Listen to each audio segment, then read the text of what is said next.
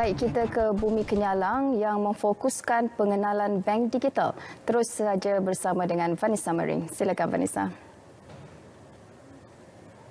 Ya, terima kasih Tun Julia. Infrastruktur perbankan di Bumi Kenyalang bakal menyaksikan perubahan dengan pengenalan bank digital. Ketua Menteri Datuk Patinggi Tan Sri Abang Johari Tun Openg berkata, permohonan penubuhan bank tersebut masih menunggu kelulusan Bank Negara. Tidak menjelaskan secara lanjut, katanya kriteria bank digital tersebut akan diberitahu umum selepas proses dengan Bank Negara selesai. You know, now is conventional bank yang menggunakan retail bank, iaitu face to face. Dan masa depan nanti transaction akan menggunakan digital supervised by Bank Negara. So you have to follow guideline by Bank Negara. Beliau memberitahu demikian dalam sidang media selepas merasmikan Sarawak Digital Village di bawah tabung ekonomi gagasan anak Sarawak Tegas di Taman Teknologi Tinggi Samajaya di Kuching. Tegas Digital Village (TDV) akan berfungsi sebagai tempat paling penting untuk Sarawak menghasilkan produk berasaskan teknologi yang akan menjadi makmal uji kaji para peneroka menghasilkan proses dan produk dari sudut teknologi sekaligus menjana pendapatan Sarawak. Dibangun berasaskan Silicon Valley di Amerika Syarikat, proses dan produk tersebut merangkumi komoditi atau barangan, malah meliputi harta intelek yang boleh diguna pakai di peringkat antarabangsa. Terdahulu dalam majlis sama, Pengerusi Tegas Datuk Lin Talif Saleh berkata, penubuhan TDV membuktikan komitmen Kerajaan Sarawak dalam mempercepatkan pertumbuhan usahawan sosial dan tempatan. Ini kerana Menerusi Tegas dan rakan ekosistemnya akan bekerjasama memperkukuh usaha merancakkan inovasi keusahawanan digital dengan kerjasama pelbagai institusi pendidikan tinggi selain pemain industri berkaitan. Inisiatif di TDV antara lain meliputi program mempercepatkan pertumbuhan, pengkomersialan penyelidikan dan pembangunan, akses pasaran selain bantuan dana dan bantuan harta intelek. TDV telah dimulakan pada Januari 2019, diilhamkan oleh Datuk Patinggi Tan Sri Abang Johari pada tahun 2017 untuk membantu pengkomersialan dan pemindahan teknologi selain mempromosi inovasi dan keusahawanan digital dalam kalangan penduduk Sarawak yang merupakan pemacu strategik strategi ekonomi digital Sarawak 2018-2025. Memperluas program pengukuran tanah hak adat Bumi Putra NCR dan mempergiat aktiviti sosioekonomi dalam meningkatkan pendapatan penduduk luar bandar.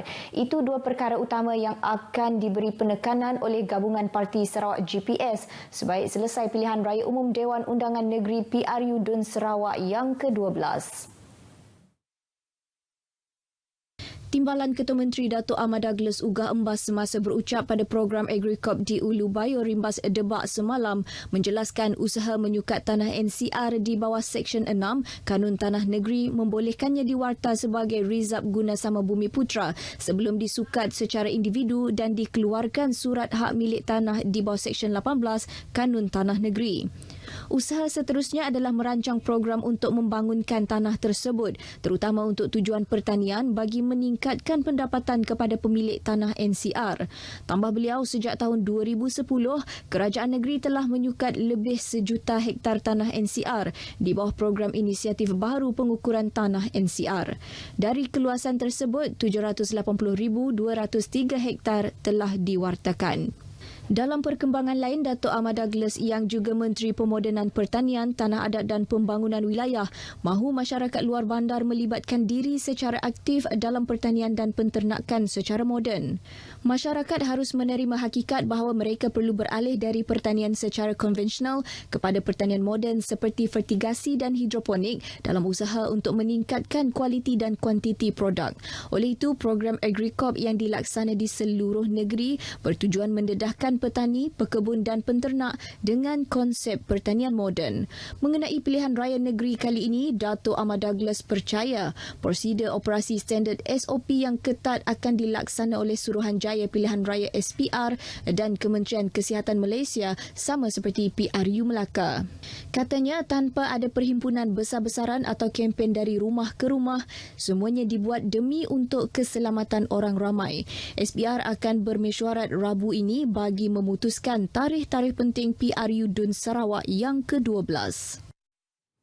Penduduk di kawasan Asrajaya dan sekitarnya diminta bersabar dengan kerosakan jalan untuk tempoh sekurang-kurangnya 2 tahun lagi. Menteri Pelancongan, Kesenian dan Kebudayaan Datuk Seri Abdul Karim Rahman Hamzah berkata, dengan jumlah projek yang banyak dilaksanakan di kawasan itu, pemaju tiada pilihan selain menggunakan jalan terbabit untuk mengangkut material berat.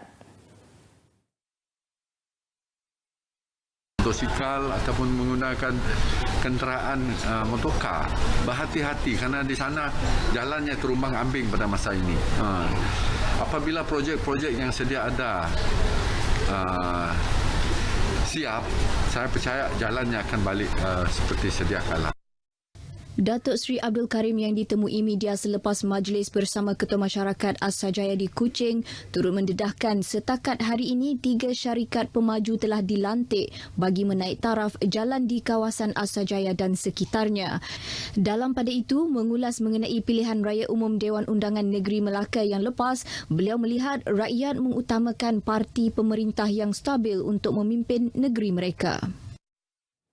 Individu di kawasan Seri Aman yang masih belum menerima suntikan vaksin dos penggalak adalah digalak untuk hadir ke pusat pemberian vaksin di Dewan Suara Seri Aman bermula hari ini sehingga Khamis ini. PPV berkenaan dibuka bermula 8 pagi hingga 3 petang. Pemberian vaksin dos penggalak adalah kepada warga emas, individu yang mempunyai penyakit kronik atau komorbid serta individu dewasa sihat berumur 40 tahun ke atas. Dos penggalak diberi kepada individu yang telah melengkapkan dos kedua vaksin jenis Pfizer selepas 6 bulan, manakala 3 bulan untuk individu yang telah lengkap dos kedua vaksin jenis Sinovac. Jabatan Kesihatan Bahagian Seri Aman memaklumkan PPV Dewan Suara Seri Aman akan ditutup sepenuhnya pada Jumaat ini iaitu 26 November selepas dibuka selama 9 bulan sejak Mac lalu dalam menjayakan program imunisasi COVID-19 kebangsaan.